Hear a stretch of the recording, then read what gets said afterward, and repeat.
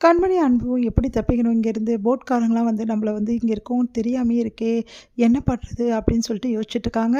உடனே வந்து அன்பு வந்து ஒரு ஐடியா பண்ணுறாரு. இங்கே பாரு கண்மணி, ஒரு நிமிஷம் இரு அப்படின்னு சொல்லிட்டு அவர் ஷர்ட்டை கழட்டுறாரு. கழட்டிட்டு என்னங்க பண்ணுறீங்க அப்படின்னு, ஒரு நிமிஷம் இரு அப்படின்னு சொல்லிட்டு ஒரு கொம்பு எடுக்கிறாரு. இங்கே பாரு, இந்த ஷர்ட்டை மாட்டிடுறாரு. அந்த கொம்பில் நல்லா வந்து மேலே வந்து நல்லா வந்து இப்படி இப்படி காட்டுறாரு. காட்டணும் என்னங்க இது, இந்த மாதிரி தான் பண்ணணும், அப்போ தான் ஏதாவது ஒன்று அவங்களுக்கு தெரிஞ்சாதான் நம்ம இங்கே வருவாங்க, புரியுதா அப்படின்னு சொல்கிறாரு.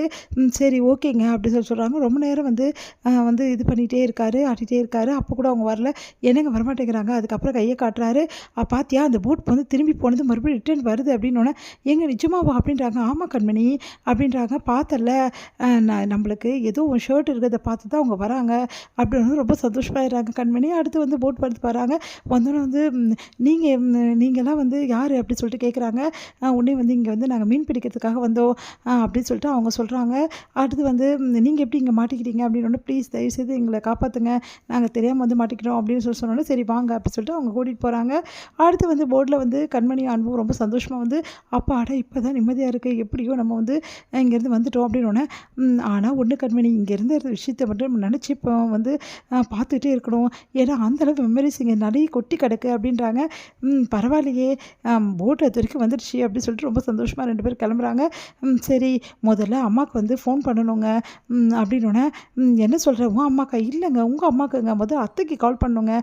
உன் அம்மா பற்றி கூட கவலை இல்லைல்ல கண்மணி உனக்கு, நீங்கள் வேறங்க அத்தை எல்லாரும் போட்டு தாளிச்சிருப்பாங்க இந்நேரம், அத்தைக்கிட்ட வேற நம்ம சொல்லிட்டு வந்துட்டோமா, ஆல்ரெடி வந்து யார்கிட்ட சொல்லலையா, அது வேறு பெரிய பிரச்சனையாகும், இடத்த வேற நீங்கள் சொல்லவே சொல்லலை அப்படின்னா, சரி கண்மணி அம்மாவுக்கு முதல்ல ஃபோன் பண்ணிவிடுவோம் சரியா அப்படின்னு சொல்லிட்டு போட்டை விட்டு இறங்குறாங்க. ரொம்ப நன்றி சொல்கிறாங்க. சரி இப்போ நம்ம எங்கே போகிறோம் அப்படின்னோடனே, கண்மணி இப்போ நம்ம வீட்டுக்கெலாம் போக முடியாது, ஏங்க இன்னைக்கு பர்த்டே, எனக்கு அது ஞாபகம் இல்லையா உனக்கு, சரிங்க அதுக்கு நான் வந்த விஷயத்த முடிக்காமல் நான் இங்கேருந்து போகவே மாட்டேன். வந்த விஷயமாமா உன்னை எதுக்காக இங்கே கூட்டின்னு வந்தேன், சர்ப்ரைஸ் கொடுக்க தானே, அந்த விஷயத்தை முடிச்சுட்டு தான் போவேன். இல்லைங்க ஏற்கனவே வீட்டில் டென்ஷனாக இருப்பா, அதெல்லாம் பார்த்துக்கலாம் வா கண்மணி அப்படி சொல்லிட்டு கூட்டிகிட்டு போகிறாரு. இங்கே வந்து ரூம் வந்து இருந்த இடத்துக்கு போகிறாரு. பார்த்தா உடனே வந்து கொஞ்ச நேரத்துலேயே போலீஸ் வராங்க. போலீஸ் வந்தோடனே, என்ன சார் நீங்கள் காணா போயிட்டீங்க, உங்கள் வீட்டில் வந்து ரிப்போர்ட் கொடுத்துருக்காங்க, நீங்கள் என்ன இந்த மாதிரி பண்ணிகிட்ருக்கீங்க அப்படின்னோடனே, சார் நாங்கள் ஒன்றும் காணா போகல சார், தெரியாமல் வழி தவறி போயிட்டோம், அதுக்கப்புறம் வந்துட்டோம், நாங்கள் பேசிக்கிறோம் எங்கள் வீட்டில் அப்படி சொல்லிட்டு, சரி முதல்ல கால் பண்ணி பேசுங்க அப்படி சொல்லிட்டு போலீஸ் இன்ஸ்பெக்டர் போயிடுறாரு. அடுத்து வந்து இங்கே கால் பண்ணுறாங்க. சிவகாமி ஃபோன் எடுக்கிறாங்க. அன்பு அப்படின்னோடனே, அன்பு நீ நல்லா இருக்கல, உனக்கு எந்த பிரச்சனையும், நான் நல்லா இருக்கேன், எனக்கு எந்த பிரச்சனையும் இல்லைம்மா, இப்போ நான் புக் பண்ணியிருக்க ஹோட்டலில் தான் இருக்கேன். இல்லைடா நீ எங்கேயோ போயிட்டே அப்படி சொல்லிட்டு போலீஸ்லாம் வந்து சொன்னாங்களே, எல்லாம் கரெக்டு தான்மா, நான் வழி தவறி போயிட்டேன், அதுக்கப்புறம் நாங்கள் வந்துட்டோம், எந்த ப்ராப்ளமும் இல்லை எங்களுக்கு. உண்மையிலே சொல்ல போனால் இந்த பர்த்டேக்கு நான் ரொம்ப சந்தோஷமாக இருக்கேன். நிச்சயமாவாடா சொல்கிறேன். சரி கண்மணி உன் கூட தான் இருக்காளா, ஆமாம் என் கூட தான் இருக்கா, சரிடா கண்மணிக்கிட்ட ஃபோனை கொடுமா, நான் இப்போ ஃபோனை கொடுக்கறதுக்காக பேசலை, கண்மணி நல்லா தான் இருக்கா, எந்த பிரச்சனையும் கிடையாது, நாங்கள் ரெண்டு பேரும் சொன்னபடி இங்கே இருந்துட்டு அப்புறமா வரோம்மா ப்ளீஸ்மா அப்படின்னோடனே, இங்கே பாட்டி அம்மா நீ தான்மா சமாளிக்கணும் ப்ளீஸ்மா அப்படி சொல்லிட்டு ஃபோனை வச்சிடறாரு. ஐயோ இவன் என்ன இப்படி பண்ணுறானே, இப்போ இப்படி இவங்களெல்லாம் எல்லாரையும் சமாளிக்க போகிறேன்னு தெரியலையே அப்படி சிவகாமி முடிக்கிறாங்க. என்ன சிவகாமி உன்னே கிளம்பி வர சொல்லிட்டல அன்புவை அப்படின்னு சொல்லிட்டு பாட்டி கேட்குறாங்க. உடனே வந்து ஐயோ அத்தை வேறு இப்படி கேட்குறாங்களே, அது வந்து அத்தை என்ன விஷயம் சொல்லு அப்படின்றாங்க.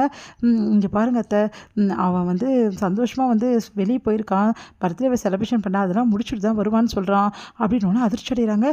என்ன அன்பு விளையாடுறானா, வர சொல்ல வேண்டியதானே நீ, இப்போ நான் உடனே ஃபோன் பண்ணுறேன் அன்புக்கு, இல்லை அவன் ஃபோன் வந்து இல்லையா வேறு ஃபோன்லேருந்து தான் அடித்தான், அதுவும் கொஞ்சம் நேரத்தில் கிளம்பிடுவானா அப்படின்னோடனே, எல்லாம் பிளான் பண்ணி தான் பண்ணுறீங்களா, எல்லாத்தையும் வரட்டும் அவன் இருக்குது அப்படின்னு சொல்லிட்டு போகிறாங்க. இதெல்லாம் கேட்ட வெண்ணிலா செம்ம டென்ஷன் ஆகிறாங்க.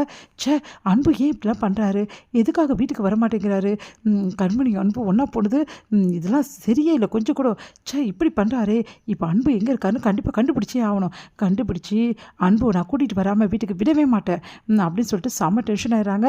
அன்புக்கு நான் பர்த்டே விஷயம் கண்டிப்பாக சொல்லணும், இந்த பர்த்டே முடியறதுக்குள்ளே நான் அன்பு சந்திச்சே தீர்வேன் அப்படின்னு சொல்லிட்டு வெண்ணிலா வந்து செம்ம டென்ஷனாக இருக்காங்க. அங்கே வராங்க வந்து பயூரியும் வந்து ஸ்வேதாவும், பாத்தியா வந்து வெண்ணிலா அன்பு வந்து பர்த்டே கூட வீட்டுக்கு வரல, அந்த மாதிரி அந்த கண்மணி அன்புவை அங்கேயே வச்சிருக்கா, இதை விடக்கூடாது வெண்ணிலா, எப்படியாவது அன்பு வீட்டுக்கு வர வைக்கணும், பாட்டியாலே முடியல, நீ என்ன பண்ண போகிற அப்படின்னோடனே, இந்த வெண்ணிலாவால் என்ன வேணாலும் பண்ண முடியும், எப்படி நான் வீட்டுக்கு அன்பு வர வைக்கிறேன்னு மட்டும் பாருங்கள், அன்பு கண்டிப்பாக வீட்டுக்கு வந்தே ஆகணும், இந்த பர்த்டேவை நான் கண்டிப்பாக அன்பு கூட கொண்டாடியே ஆகணும், அவரோட பர்த்டேக்கு நான் விஷ் பண்ணியே ஆகணும் அப்படின்றாங்க.